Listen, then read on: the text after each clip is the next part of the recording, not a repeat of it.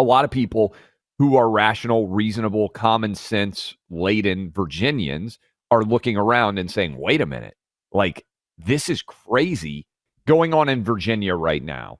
If you remember in 2021, and this is going back in the time machine a little bit, Glenn Youngkin caught fire down the stretch run of his campaign because of all of the craziness coming out of Northern Virginia schools.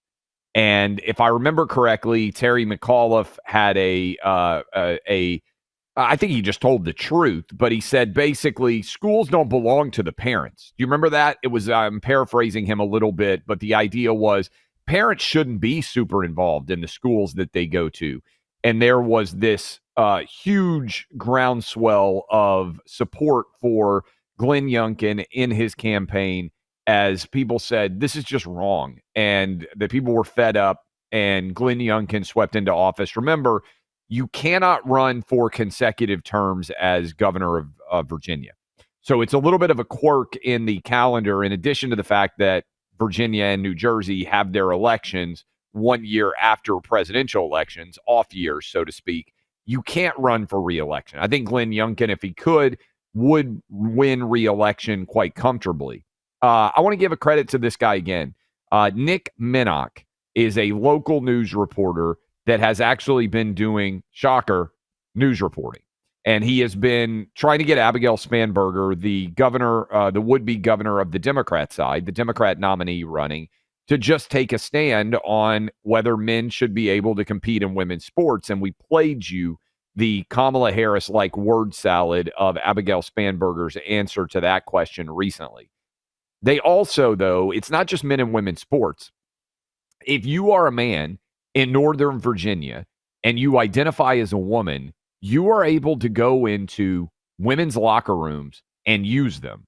And this is from Nick Minnock, who is a local news reporter at WJLA in the D.C. area, in the Northern Virginia area. This is his tweet. Listen to this, Buck. Right now, registered sex offender Richard Cox, an interesting name there, isn't, when you hear what happened, is in an Arlington court hearing where women are testifying they saw this man naked in Arlington high school girls' locker rooms, okay? This guy says he's a woman.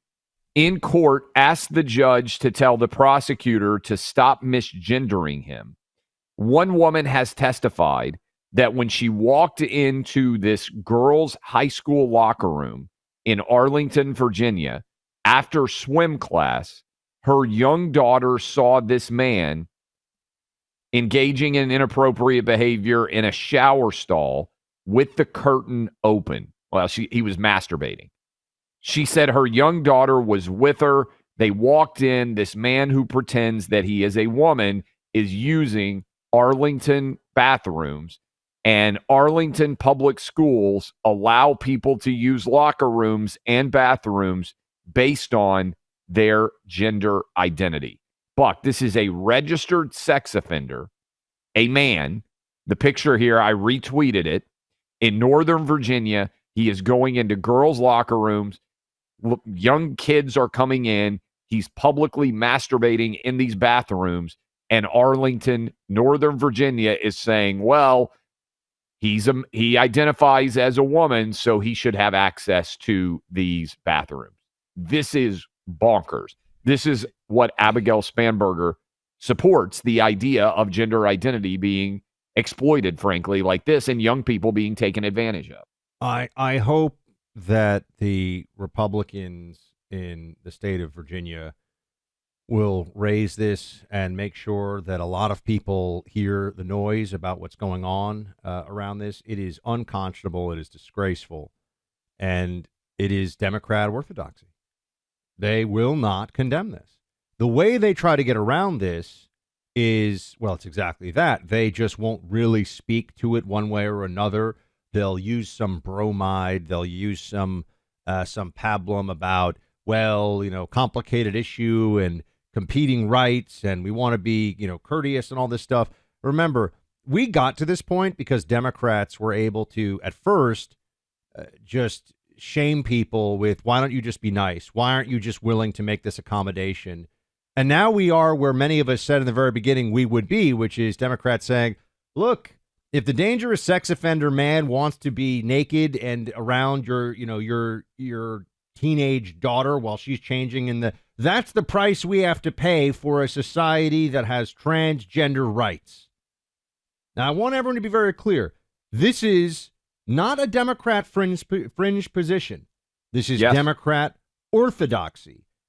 People will refuse to talk about it for their own political reasons who are Democrats. They will evade, but they will not condemn. Yes. You absolutely will not get them to condemn this.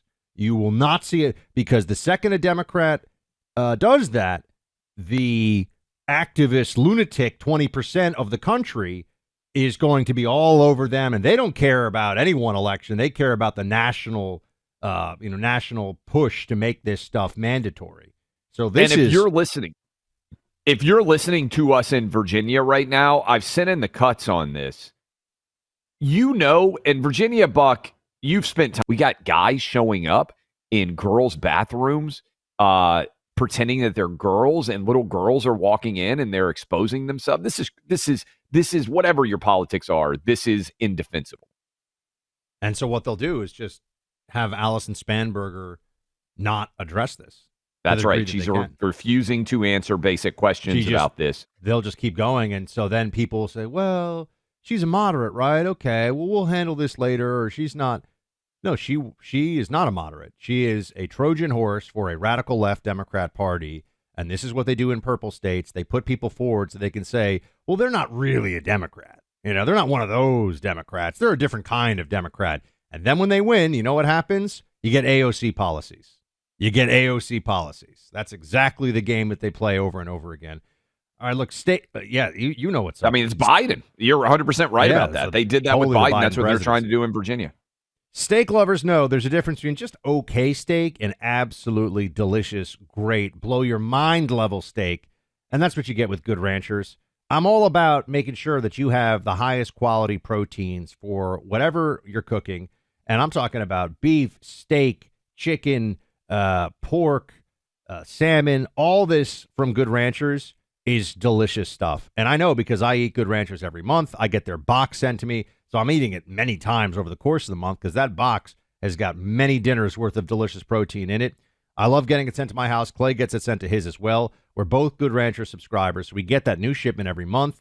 And this month, you'll be getting $25 off plus free shipping and a free gift in every order for life. That free gift, you can choose bacon, chicken nuggets, even Wagyu burgers, and you can swap that gift out every month to try something new. Visit goodranchers.com. Use my name, Buck, as your promo code to get a one-time $40 discount plus the $25 ongoing discount in future months, plus free meat for every month. It's amazing. Just go get this discount. Get Good Ranchers delivered to your house. It's great meat, great chicken, great pork. Use code Buck. Goodranchers.com, code Buck, huge discount, free gift. Get your subscription set up today.